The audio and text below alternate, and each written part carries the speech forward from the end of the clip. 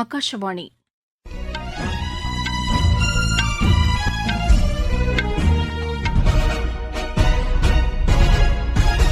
செய்திகள் வாசிப்பவர் வடிவழகி கபிலன். தலைப்புச் செய்திகள்.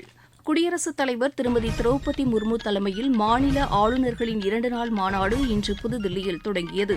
கேரளாவின் வயநாட்டில் நிலச்சரிவினால் பாதிக்கப்பட்ட பகுதிகளில் மீட்புப் பணிகள் தொடர்ந்து நடைபெற்று வருகின்றன. தமிழகத்தில் புதிய குடும்ப அட்டைகள் இம்மாதத்தில் விநியோகிக்கப்படும் என்று மாநில அரசு தெரிவித்துள்ளது. நடப்பு ஆண்டுக்கான புதுச்சேரி பட்ஜெட்டில் மீனவர்களுக்கு மீன்பிடி தடைக்கால நிவாரணத் தொகை 8000 ரூபாயாக உயர்த்தப்பட்டுள்ளது. இந்தியா இலங்கை அணிகளுக்கு இடையேயான முதலாவது ஒருநாள் கிரிக்கெட் போட்டி இன்று கொழும்புவில் நடைபெறுகிறது. இனி விரிவான செய்திகள். மாநில ஆளுநர்களின் 2 நாள் மாநாடு இன்று புதுதில்லியில் தொடங்கியது. குடியரசுத் தலைவர் திருமதி திரௌபதி முர்மு இம்மாநாட்டை தொடங்கி வைத்தார். திருமதி திரௌபதி முர்மு குடியரசுத் தலைவராக பதவியேற்ற பின் நடைபெறும் முதல் ஆளுநர்கள் மாநாடு இதுவாகும். அனைத்து மாநிலங்களின் ஆளுநர்களும் இதில் கலந்து கொண்டுள்ளனர். குடியரசு துணைத் தலைவர் திரு ஜெக்தீப் தங்கர், பிரதமர் திரு நரேந்திர மோடி, மத்திய அமைச்சர்கள் திரு அமித் ஷா, திரு தர்மேந்திர பிரதான், திரு சிவராஜ் சிங் சௌஹான், திரு அஸ்வினி வைஷ்ணவ், திரு மன்சுக் மாண்டவியா ஆகியோரும் இம்மாநாட்டில் பங்கேற்க உள்ளனர்.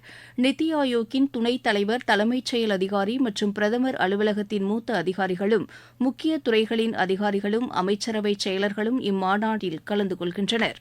3 குற்றவியல் சட்டங்களை திறம்பட நடைமுறைப்படுத்துவது, உயர்கல்வியில் சீர்திருத்தங்களை கொண்டுவருவது, பல்கலைக்கழகங்களுக்கான அங்கீகாரம், பழங்குடியினர் வசிக்கும் பகுதிகள் மற்றும் முன்னோடி மாவட்டங்கள், வட்டாரங்கள் மற்றும் நாட்டின் எல்லைப் பகுதிகளில் வளர்ச்சித் திட்டங்களை செயல்படுத்துவது உள்ளிட்டவை குறித்தும் இந்த மாநாட்டில் விவாதிக்கப்பட உள்ளது. ஒரே பாரதம், உன்னத பாரதம், அன்னையின் பெயரில் மரம் வளர்ப்போம், இயற்கை விவசாயம், எனது பாரதம் உள்ளிட்ட இயக்கங்களை செயல்படுத்துவதில் ஆளுநர்களின் பங்கு குறித்தும் இதில் விவாதிக்கப்பட உள்ளது. ஒவ்வொரு மாநிலத்திலும் செயல்படுத்தப்பட்டு வரும் மத்திய அரசின் திட்டங்கள் குறித்த விழிப்புணர்வை மக்களிடையே ஏற்படுத்துவது குறித்தும் இந்த 2 நாள் மாநாட்டில் விரிவாக ஆராயப்பட உள்ளதாக எமது செய்தியாளர் தெரிவிக்கிறார். உத்தராகண்ட் மாநிலத்தில் பெய்து வரும் கனமழை மற்றும் அதனால் ஏற்படும் பாதிப்புகள் குறித்து பிரதமர் அலுவலகம் உன்னிப்பாக கவனித்து வருவதாக தெரிவித்துள்ளது. இந்திய விமானப்படை நவீன ரக ஹெலிகாப்டர்களையும் 3 ATF டேங்கர்களையும் மீட்புப் பணிகளுக்காக அங்கு அனுப்பியுள்ளது. உத்தராகண்ட் முதலமைச்சர் விடுத்துள்ள வேண்டுகோளின் பேரில் அம்மாநிலத்திற்கு தேவையான அனைத்து உதவிகளையும் மத்திய அரசு செய்து தரும் என்று பிரதமர் அலுவலகம் தெரிவித்துள்ளது. கேரள மாநிலத்தில் நிலச்சரிவினால் பாதிக்கப்பட்ட வயநாட்டில் மீட்பு மற்றும் நிவாரணப் பணிகள் தொடர்ந்து முழுவீச்சில் நடைபெற்று வருகின்றன. ராணுவத்தினர், காவல்துறையினர் மற்றும் தன்னார்வ மீட்புக் குழுவினர் கடும் சிரமங்களுக்கிடையே மீட்புப் பணிகளை மேற்கொண்டு வருகின்றனர். மண்ணில் புதையுண்டிருந்த 4 குழந்தைகள் உட்பட 8 பேரை ராணுவத்தினர் இன்று மீட்டு சிகிச்சைக்காக மருத்துவமனைக்கு அனுப்பி வைத்தனர். மண்ணில் புதையுண்ட உடல்களை மீட்பதற்கு பொக்லைன் உள்ளிட்ட பெரிய எந்திரங்கள் பயன்படுத்தப்படுகின்றன. பெரிய மரங்கள் மற்றும் பெரிய கற்கள் மூடியிருப்பதால் அவற்றை அகற்றும் பணி பெரும் சிரமத்திற்கு இடையே மேற்கொள்ளப்பட்டு வருகிறது. மோப்ப நாய்கள் மட்டுமல்லாது நவீன வெப்பமானிகளையும் பயன்படுத்தி புதையுண்ட உடல்களை தேடும் பணி நடைபெற்று வருகிறது. இந்த துயர சம்பவத்தில் உயிரிழந்தவர்கள் எண்ணிக்கை 308 அதிகரித்துள்ளது. பாதிக்கப்பட்ட 7000க்கும் மேற்பட்டோர் வயநாட்டில் உள்ள 91 முகாம்களில் தங்க வைக்கப்பட்டுள்ளனர். ஜார்க்கண்ட் மாநில சட்டப்பேரவைத் தேர்தல் இந்த ஆண்டு நடைபெறுவதையொட்டி சொந்த ஊரில் பணியாற்றும் அதிகாரிகள் மற்றும் 3 ஆண்டுகளுக்கு மேல் ஒரே இடத்தில் பணியாற்றுபவர்களை வேறு இடங்களுக்கு மாற்றம் செய்யுமாறு தேர்தல் ஆணையம் உத்தரவிட்டுள்ளது. அம்மாநில தலைமைச் செயலாளருக்கு ஆணையம் எழுதியுள்ள கடிதத்தில் தேர்தல் பணியில் ஈடுபடும் அதிகாரிகள் எக்காரணம் கொண்டும் தங்கள் சொந்த மாவட்டங்களில் நடைபெறும் பணிகளில் ஈடுபடக்கூடாது என்றும் அனைத்து பொறுப்புகளையும் திரும்பப் பெறுவதற்கு மாநில அரசு நடவடிக்கை எடுக்க வேண்டும் என்றும் அறிவுறுத்தப்பட்டுள்ளது. எந்தவொரு அரசியல் கட்சியுடனும் தொடர்புடைய அதிகாரியையும் தேர்தல் பணியில் கண்டிப்பாக ஈடுபடுத்தக்கூடாது என்றும் தேர்தல் ஆணையம் வலியுறுத்தியுள்ளது. நீங்கள் கேட்டுக்கொண்டிருப்பது ஆகாஷவாணியின் செய்தி அறிக்கை.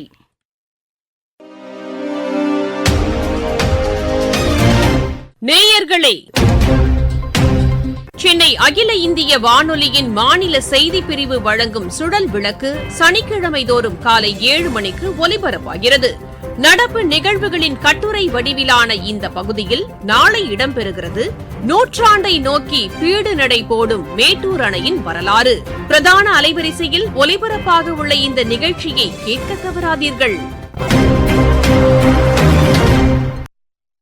புதுச்சேரி மீனவர்களுக்கு மீன்பிடி தடைக்கால நிவாரணத் தொகை 8000 ரூபாயாக உயர்த்தப்பட்டுள்ளது. புதுச்சேரி சட்டப்பேரவையில் இன்று நடப்பு ஆண்டுக்கான பட்ஜெட்டை முதலமைச்சர் திரு ரங்கசாமி தாக்கல் செய்து பேசுகையில் இதனை அறிவித்தார். மேலும் உயர்கல்வி பயிலும் அரசு பள்ளி மாணவர்களுக்கு 1000 ரூபாய் ஊக்கத்தொகை வழங்கும் புதிய திட்டத்தையும் அவர் அறிவித்தார். ஷெட்யூல்ட் வகுப்பு மற்றும் பழங்குடியின வகுப்பைச் சேர்ந்த பெண்களுக்கு திறன் மேம்பாட்டு திட்டத்தின் மூலம் 25,000 ரூபாய் மானியம் வழங்கப்படும் என்றும் அவர் தெரிவித்தார்.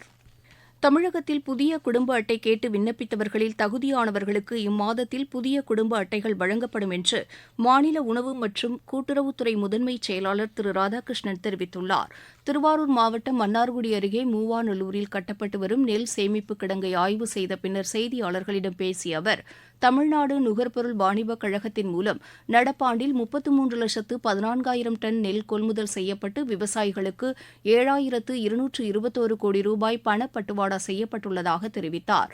நியாய விலைக் கடைகளில் அனைத்து பொருட்களும் தட்டுப்பாடின்றி கிடைக்க நடவடிக்கை எடுக்கப்பட்டுள்ளதாக தெரிவித்த அவர், தேர்தல் நேரத்தில் விநியோகிக்கப்படாத பருப்பு போன்ற பொருட்களை சேர்த்து வழங்குவதற்கு நடவடிக்கை எடுக்கப்பட்டுள்ளதாக தெரிவித்தார். மக்கள் விரும்பும் பொருட்களை ரேஷன் கடைகள் மூலம் விற்பனை செய்ய நடவடிக்கை எடுக்கப்பட்டு வருவதாக அவர் குறிப்பிட்டார். நடப்பு ஆண்டில் விவசாயிகளுக்கு 16,500 கோடி ரூபாய் கூட்டுறவு கடன் வழங்க இலக்கு நிர்ணயிக்கப்பட்டுள்ளதாகவும் அவர் கூறினார். உரம் உள்ளிட்ட இடுபொருட்கள் தட்டுப்பாடின்றி வழங்கவும் நடவடிக்கை எடுக்கப்பட்டுள்ளதாகவும் திரு ராதாகிருஷ்ணன் தெரிவித்தார். ராஜஸ்தான் மாநிலம் ஜெய்ப்பூரில் பெய்து வரும் கனமழை காரணமாக அம்மாநிலத்தின் பல்வேறு மாவட்டங்களில் இயல்பு நிலை பாதிக்கப்பட்டுள்ளது. கடந்த 2015ஆம் ஆண்டுக்கு பிறகு அம்மாநிலத்தில் அதிக அளவு மழைப்பொழிவு உள்ளதாக வானிலை ஆய்வு மையம் தெரிவித்துள்ளது. மழையால் ஏற்பட்ட விபத்து காரணமாக ஜெய்ப்பூர் மாவட்டத்தில் 4 பேர் உயிரிழந்தனர். நகரின் பல்வேறு சாலைகள் வெள்ளத்தால் சூழ்ந்துள்ளதாக எமது செய்தியாளர் தெரிவிக்கிறார். இஸ்ரேல் மீது நேரடியாக தாக்குதல் நடத்தப்போவதாக ஈரான் அச்சுறுத்தியுள்ளதாக இஸ்ரேல் பிரதமர் திரு பெஞ்சமின் நெத்தன்யாகு தொலைபேசி வாயிலாக அமெரிக்க அதிபர் திரு ஜோ பைடனிடம் தெரிவித்துள்ளார். இதனையடுத்து அமெரிக்க படையினரை பாதுகாப்புக்காக இஸ்ரேல் அனுப்புவது குறித்து அதிபர் திரு ஜோ பைடன் நேற்று ராணுவ அதிகாரிகளுடன் ஆலோசனை நடத்தியுள்ளார். இது தொடர்பாக வெள்ளை மாளிகை வெளியிட்டுள்ள செய்திக்குறிப்பில், ஈரான் மற்றும் ஹமாஸ், ஹிஸ்புல்லா, ஹவுதீஸ் உள்ளிட்ட அமைப்புகளிடமிருந்து எந்த அச்சுறுத்தல் வந்தாலும் இஸ்ரேல் நாட்டை பாதுகாப்பதில் அமெரிக்கா உறுதியுடன் உள்ளதாக தெரிவிக்கப்பட்டுள்ளது. இஸ்ரேல் எல்லைப் பகுதியில் நீடித்து வரும் போர் நெருக்கடியை தணிப்பதற்கான முயற்சிகளை மேற்கொள்ளவும் அமெரிக்கா உறுதிபூண்டுள்ளதாக அதில் கூறப்பட்டுள்ளது.